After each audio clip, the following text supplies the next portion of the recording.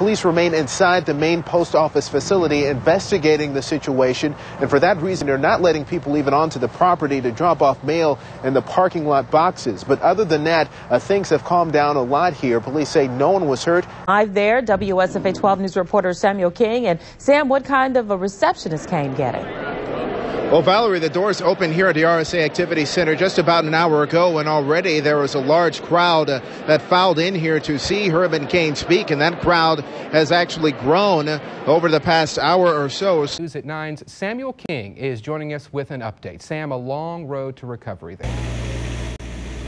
And Mark, they've already made a lot of progress cleaning up here in the Myers Acres trailer park, but there's still a lot of work to be done before things return to normal. What's going on right now in the neighborhoods behind me is that the police are investigating what happened here, along with the ABI investigating that officer-involved shooting. To bring you up to date now on what we know out of Auburn, this breaking news story this morning. A late-night shooting in Auburn has left at least one person dead and several injured. Yeah, the incident happened on West Longleaf Drive just before midnight last night. That's where we joined WSFA 12 News reporter Samuel King, who is live at the scene this morning. Sam, get us up to speed here. What is the latest now from Auburn?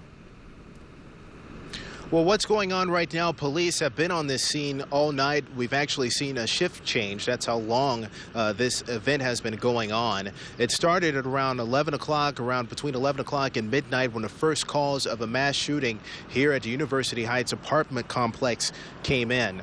We heard from witnesses, including one witness we spoke to just a short time ago, that there was some sort of gathering at the clubhouse here at the complex. A lot of people, some young men, some young women, gathering, having a party, watching the NBA Eastern Conference Finals, and then watching the boxing match at some point during the evening. And then things just got out of control. Some sort of argument escalated into a major dispute, and people started opening fire. We spoke with one of those people who says he was at the scene last night. His name is Tacorius Vines.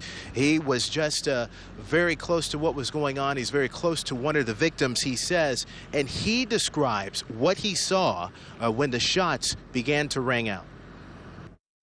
Fell over the bush and got shot in the back, and then the other dude, I think he got shot in the stomach or the hip or somewhere. That's crazy. I don't think I can say it's crazy, man.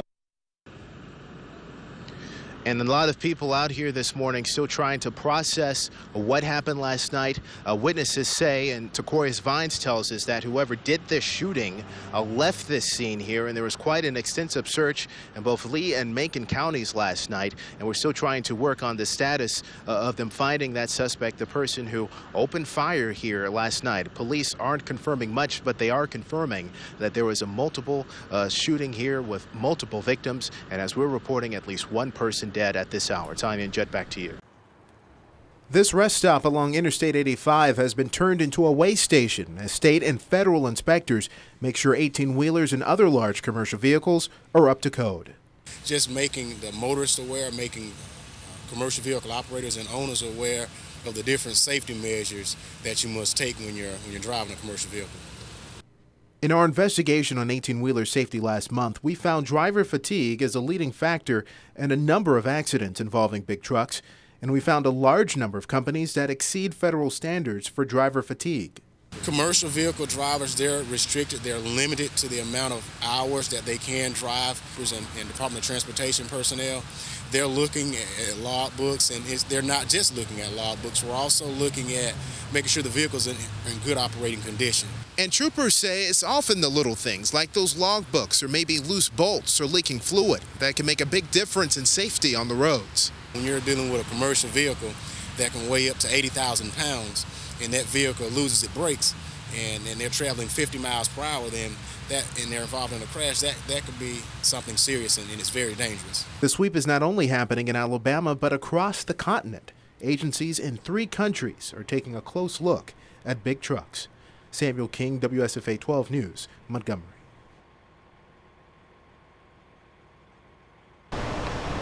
Every week in traffic court, people come to face the consequences of driving while their licenses are suspended or revoked.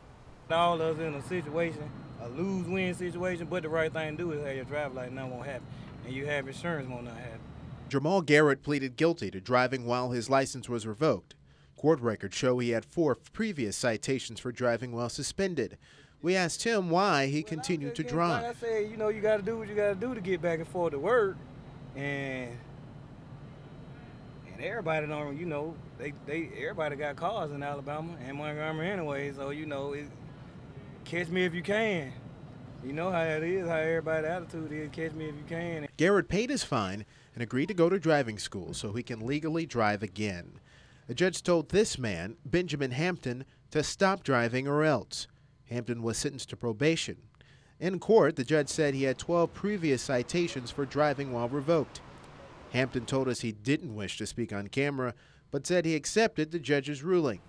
That didn't stop Hampton from driving off in this car, becoming an illegal driver. These drivers driving without a valid license are breaking the law and putting others at risk. I just think it's a disgrace. I think it's extremely selfish. Virginia Saunders knows firsthand A drunk driver came flying around the corner. what can happen when a driver whose license is revoked They say the impact was probably 65 miles per hour. still chooses to drive. He never slammed on his brakes, tried to brake, just went full force into the back of my minivan. No license. His license had been revoked because he had 3 previous DWIs. Her oldest child was not injured, but her youngest had a sprained neck, and that wasn't all. It definitely took a toll and an impact on our family emotionally and financially. For the simple fact, emotionally, I had a concussion for 3 months. I was injured from the top of my spine to the bottom of my spine. So for 3 months, I really could not care for my children by myself. And the fact the driver didn't have insurance complicated matters. The main complication it created with him not having insurance or a license was then we had to turn to my insurance company and look to my insurance company to pick up the check and pay for all the missing pieces. It's up to the Department of Public Safety to find these drivers and keep them off the roads. I mean, it's dangerous for you to be on the highway and your license are suspended or revoked because something dangerous happened. You did something in order to get your license or in order for your license to be suspended or revoked, and we don't want you to put everyone else at risk. But many people take that risk of driving without a license and getting caught. Attorney Julian McPhillips has dealt with many cases like this in his 4 decades of being an attorney. But boy, I'll tell you what, they take a great risk when they do. And, you know, and I'm not advocating to anybody to do it, but I'm just saying you assume a great risk. So driving while suspended or revoked has a cost, not only for those who have to pay to get their licenses and insurance back. It will cost you, unfortunately. Insurance companies don't look nicely upon somebody's license being suspended or revoked. But also for those like Virginia Saunders, who have to deal with the consequences of that risk. And I just think everybody needs to step back and think about it. Because when you do that and you're driving without a license or you do not have insurance, it's a very selfish move because anything could happen at any time. Not everyone who drives without a license is considered a danger on the roads. A license can be suspended for a wide range of reasons, from having multiple DWIs to being behind in car insurance or child support payments.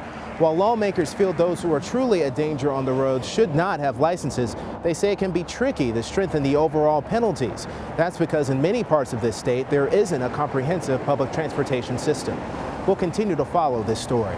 Samuel King, WSFA 12 News, Montgomery.